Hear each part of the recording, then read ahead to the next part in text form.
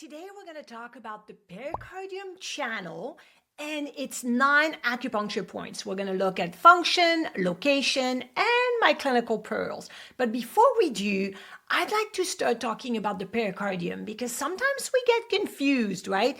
It's not technically part of the Zongfu organ because we have 5 Zong, which are 5 Yin organ, which doesn't include the pericardium for some reason.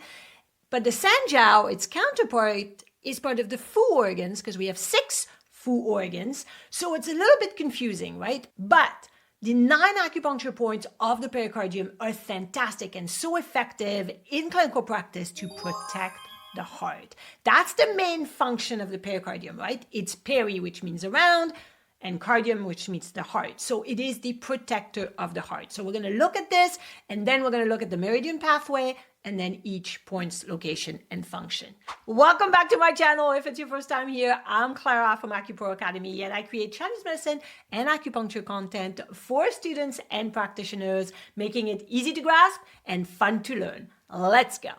The 3 main functions of the pericardium is to protect the heart from external pathogen, is to ensure a great flow of qi and blood. That's why it's a Jue Yin meridian and the other Jue Yin meridian, which is the liver, are connected, right? Because the liver moves qi and then the pericardium is really good at moving blood, just like the heart does.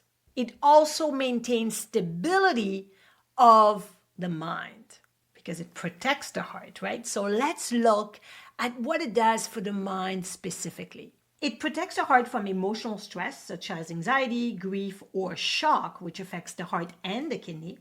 It helps process and release intense emotion, maintaining emotional balance. And it helps establish boundaries in close relationship.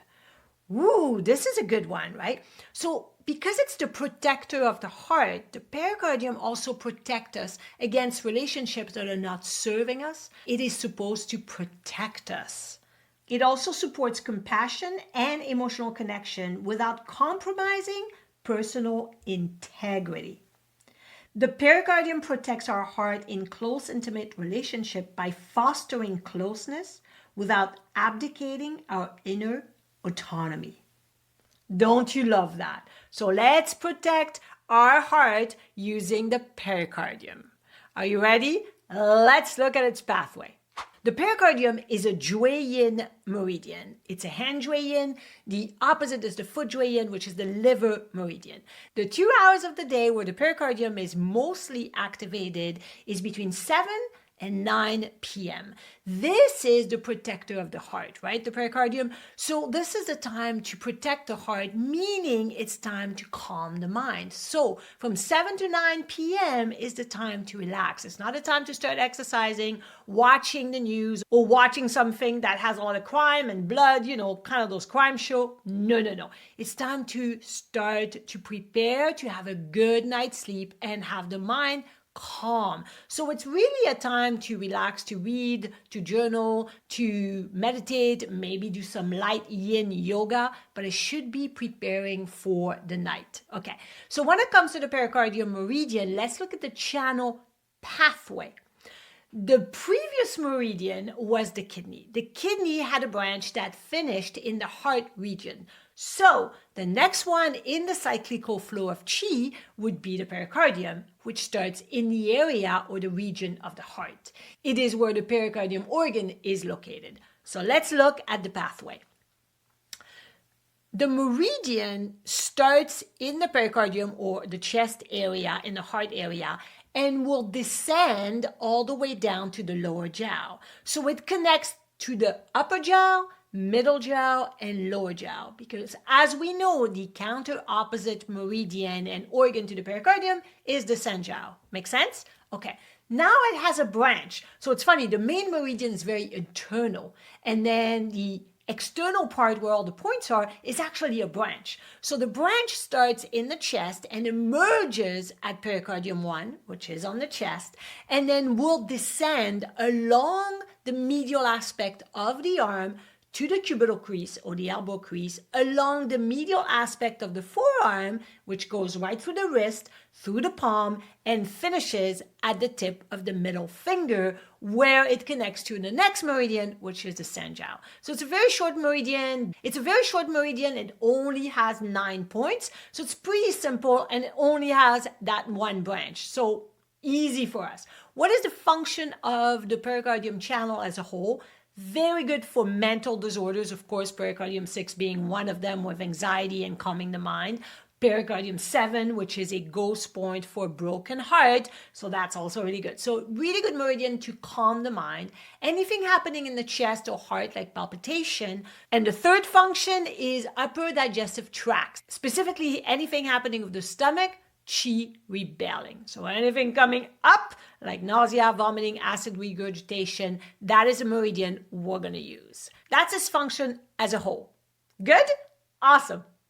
If you haven't signed up to my free newsletter yet, I'll have the link for you below because every week I send out free TCM and acupuncture resources you don't want to miss out. So many people always ask me, do you have something on this and on that? I'm like, yes, I announce this every week and people miss out. So make sure to sign up to it. Let's go back to what we were talking about, which is the pericardium.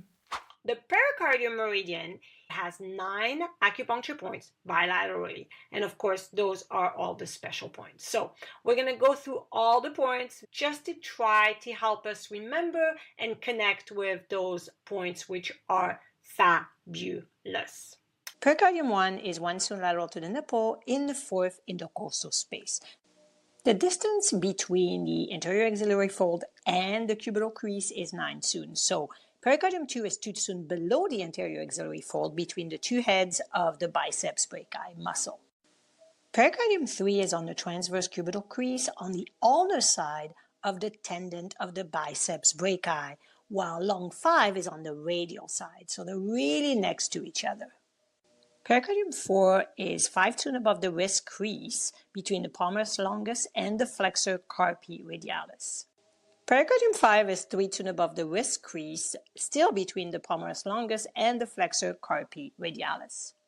Pericardium 6 is 2 cun above the wrist between the palmaris longus and the flexor carpi radialis. Pericardium 7 is at the wrist crease on the radial side of the flexor carpi radialis. Pericardium 8 is between the 2nd and 3rd metacarpal bone on the palm. When making a fist, the point is where the middle finger gently rests. And pericardium 9 is in the center of the tip of the middle finger. So pericardium 1, it is really a good point for local issues, specifically suffocation or sensation of suffocating in the chest, like we can't breathe and we feel like we have chest pain and we can't take a breath. It's also really good to spread lung qi for chronic cough and stopping wheezing. And of course, it is connected to the ribs area because of its location, and it's a great point to use when there is rib pain. Pericardium 2 is the only pericardium point on the upper arm. This is a great point, like most of the pericardium point, for pain in the chest or chest pain with palpitation, cardiac pain, chest-related pain issues. It's also really good for local issues like arm pain, of course. So it's very much a local point or specifically chest pain, and it can be used for chronic cough as well. I love pericardium 3. Pericardium 3 is a Hussey point, and like all Hussey point at the elbow, one of the main functions is to clear heat or drain the heat and cool the blood. All the Hussey point at the elbow do that. So this one specifically is great for when there is a lot of heat in the heart, creating vomiting and diarrhea. That would be smelly diarrhea and chunky vomiting. Sorry for that. Or also for people that have cardiac pain or palpitation, specifically worse with heat, and that probably have high blood pressure. It also calms the mind, specifically for anxiety and panic attack, when people feel really hot and then they start getting more panicky and there's heat that rises. It's also used for hand tremors or arm tremors, but mostly it's to drain heat. Pericardium 4. Pericardium, it is the Qi cleft point of the pericardium meridian. So if you remember, Qi cleft points are in charge of issues with blood and issues with pain. So the Pericardium 4 is really good to remove blood stasis and clear heat when there is nosebleed or coughing blood or vomiting blood. So that's its relationship to blood. And then it's also for pain. So it's used for chest pain and palpitation. It is also used for anxiety because it calms the mind like most pericardium points. And it can be used for epilepsy attack or preventing epileptic attack.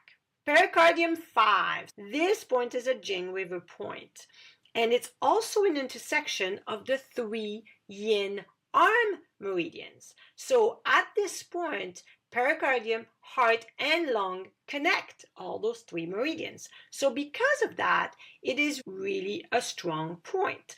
It is going to be used for, of course, again, palpitation and chest pain, but it's also used to bring down stomach chi, specifically for nausea or stomach pain. What I love to use this point for is that it's really good to calm the mind, specifically transform phlegm in the mind and open the heart orifices for manic depressive symptoms. So it's really good for manic depressive or bipolar. I love that point, specifically if you combine it with stomach 40 and other point like kidney 9. Very good, powerful point. It also clears heat like most pericardium point, as we see by now. And it is really a very good point for febrile disease, especially for alternating chills and fever, Shaoyang syndrome. And it's very often used for seizures as well. As you can see, all other pericardium points are used for tremors. Now, PC6 is a very, very, very commonly used point in clinical practice. People can massage it or acupressure it a lot on their self. I use it a lot for morning sickness. One of the main focus of this point is that it brings down stomach chi for people that have nausea, morning sickness, and vomiting, acid reflux, belching. So it really calms and harmonizes the stomach. It is the luo connecting point of the pericardium to the sanjiao.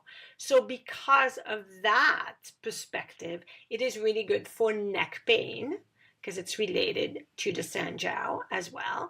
And it's a great point because it's the yin-wei confluent point, which connects to the yin-wei extraordinary vessel. And so it's really good for anxiety. If you have specifically anxiety at night when you're about to want to go to sleep, but any kind of anxiety creating palpitation or chest pain when people are so irritable, kind of like liver personality in general, also because it is the commander point of the heart, chest, and stomach. It is really good to use when there is specifically anxiety that bothers your stomach, but also makes you nauseous or acid reflux or belching, specifically heartburn or acidity in the stomach due to anxiety. PC6 is fantastic point. Love PC6 for anxiety and for nausea, morning sickness. I absolutely love this combination called the Buddha's Triangle, and it's combining PC6 with Heart 7 and Lung 9, and as you can see, they form a triangle. It's a very good combination for people that have been depressed for many, many years, for people that have repressed emotion and can't voice them or can't deal with them and repress everything, and people that have a lot of anxiety. So this is a very good combination, and it works very well. I love the Buddha's Triangle. Pericardium 7, another point that's fantastic. PC7 is a shoestring point, it is a urine source point, and it is a ghost point. Wow, that's a really powerful point on itself. Now, as a ghost point, it is in charge of treating, unfortunately, a broken heart. So if someone had a broken heart due to whatever reason, maybe it's someone broke up with this person or they lost someone dearly, there is definitely a broken heart, someone hurt that person and something happened. And so this is a really good point to put as part of a treatment. Heart 7 is one of the best points for insomnia, but pericardium 7 is absolutely fantastic when it comes to insomnia. So it really is good for people that just don't sleep at all night. So it's calming the mind specifically for people that are very manic and violent, and for people that have anxiety, specifically when there's lots of stress. It's used as well for febrile disease because it clears and drains heat as well. Bad breath, because of course, again, it's related to the stomach and brings down the stomach, but when there's excess heat. And for people that are delirious during fever, this is a good point as well. So, because we have a lot of points for febrile disease, but this is when it gets into convulsion and delirium. Pericardium 8. So pericardium 8 is a little bit more sensitive because of its location. PC8 is a ghost point as well, and a yin spring point. As a ghost point, it is used mostly for people that have paranoia for many years. If you use stomach 40, because paranoia is usually phlegm, and this is a really good point to release phlegm, misting the mind or creating phlegm in the mind. This is a really good point for people that have mental disorders accompanied with paranoia symptoms. It's good for clearing heat of the mouth, so specifically clearing heart fire that's affecting the mouth, like mouth ulcers, mouth sores, tongue ulcers, of course, and bad breath. It can be used for nausea and vomiting as well, to bring down the nausea and vomiting. I think PC6 is probably the best point for that. You can use it for cardiac pain or chest pain as well. And then it's used for anxiety as well. I really think it's a great point for paranoia, and that's what its main function would be for me. It can be used also for fungus because it clears damp heat, but I've never had any success with that, so I'm not really sure if it works really well or I didn't do enough of a treatment for it. Pericardium 9, the last point but not the least. This is a Jingwa point, and as all Jingwa point, it is used for loss of consciousness and for febrile disease. But because it's also, of course, a pericardium point, it's really good when there is cardiac pain or palpitation or chest pain.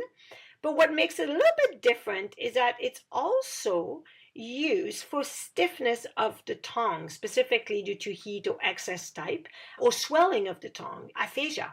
So I found that it makes it a little bit different in that perspective.